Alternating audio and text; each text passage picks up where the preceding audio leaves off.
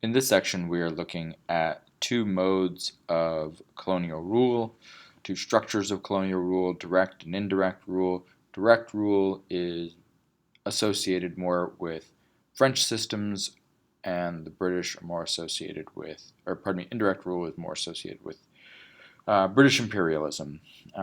These are a bit of a shorthand because the British use both direct and indirect rule, and the French, in time, abandoned direct rule and moved to indirect rule in places.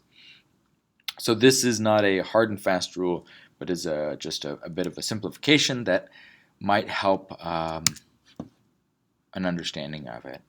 So just a word on this coming session, if you can take a moment and look through this note.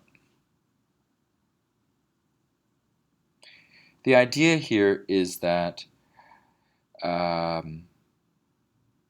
these structures, as I'm presenting them to you, make it seem like colonial rule was very organized. But what I want to suggest to you is that in many cases it was very disorganized and ad hoc and impromptu, and there were issues of miscommunication and issues of colonial officers ignoring the rules, not knowing what the rules were, and just treating their post as a means for personal profit. So there is a tidiness in what I'm presenting to you, but don't conflate that tidiness with reality. So we're looking first at the French direct rule, and to understand French direct rule, we need to look at paternalism. So embedded within the logic of direct rule is racialized thinking and white supremacy and paternalism. Paternalism, as you can see perhaps through the word itself, pater, father. Paternalism is a policy of treating, in the case of colonialism, treating subject people as if they were children, providing for their needs, but not giving them their rights, not giving them autonomy. So this was used to justify slavery in the United States, and it's part of the justification for colonial rule worldwide. And I think we can unpack some of the philosophy just by looking at this political cartoon, also an American political cartoon from about 120 years ago. We see Uncle Sam at center, looking at a caricature of a Cuban child. At right, you can see the word Cuba across her chest. And behind his back, he has a doll labeled Freedom. And we see offshore a big militarized gunboat. The idea here is Cuba is a child, and the U.S. is a benevolent father able to give them freedom if she's a good girl. Sort of this infantilized other. Now, the notion here can be played out within a real life case. Like I have children. They're young. Sometimes they want something that I don't want to give them. Like they want, I don't know, ice cream for breakfast or something. And because I'm an adult, I know what's best for them. And although they demand or really want ice cream for breakfast, I'm not going to give it to them. Not because I'm mean, not because I don't like them, but because I know that this is something that they're not making a healthy, rational decision on. If I gave them ice cream every day for breakfast, their teeth would fall out, they'd be unhealthy, da da da da da. So I'm making the decision for them because they're too immature to do it themselves.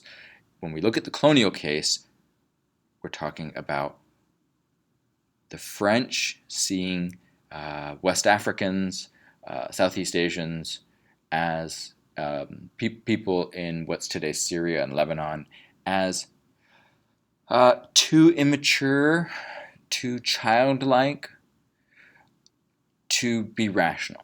They're too emotional, they're too dumb, and so forth. This all links back in with racialized thinking and white supremacy. Okay.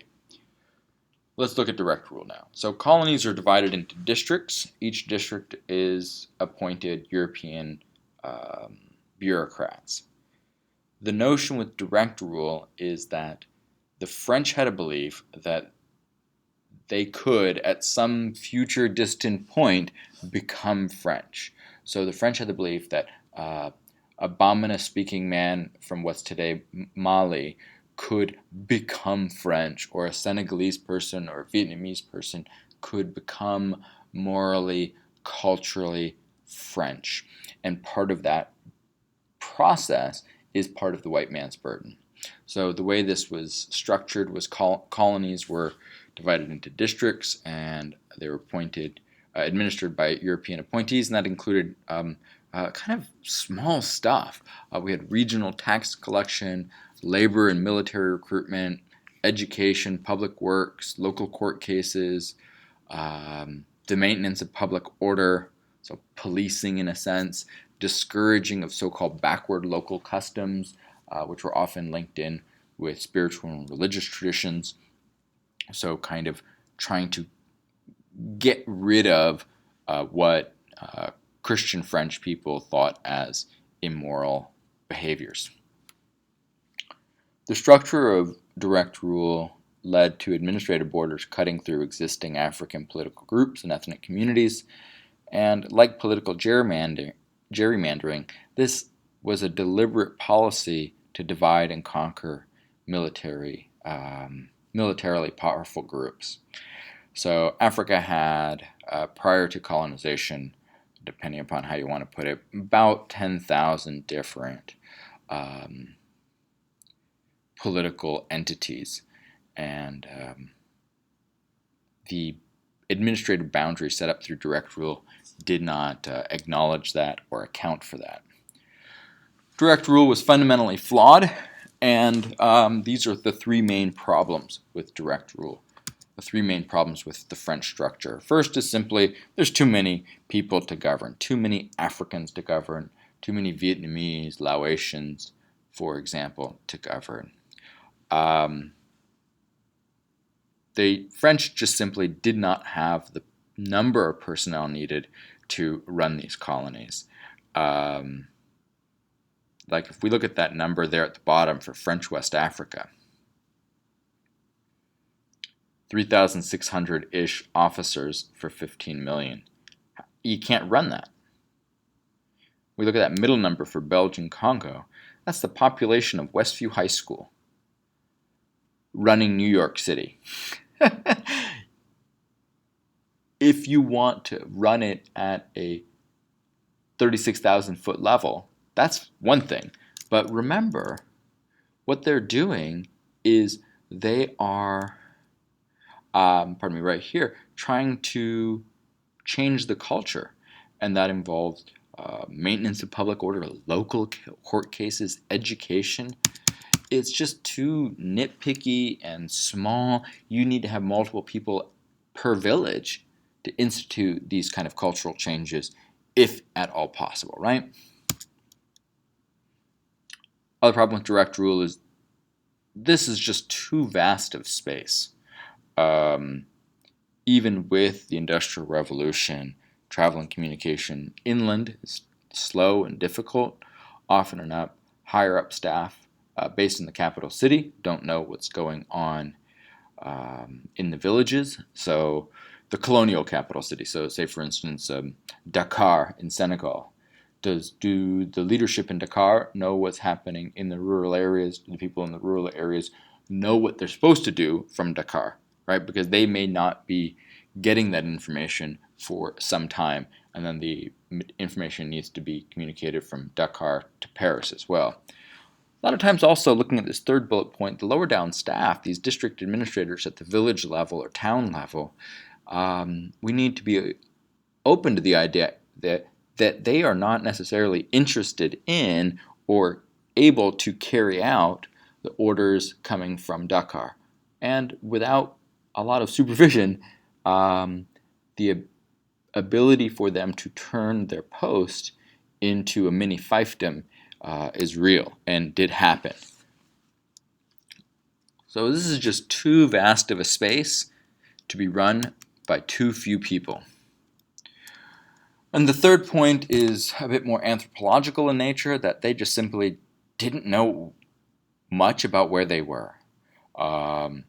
Language, beliefs, customs. If you're trying to run education and your knowledge of language and local lifeways is minimal, you're not going to get very far. If you're going to try to run a court system, but you don't understand the cultural ways of seeing what is right and wrong, you're not going to get very far. So let's hold it there. Our next video, we'll look at indirect rule.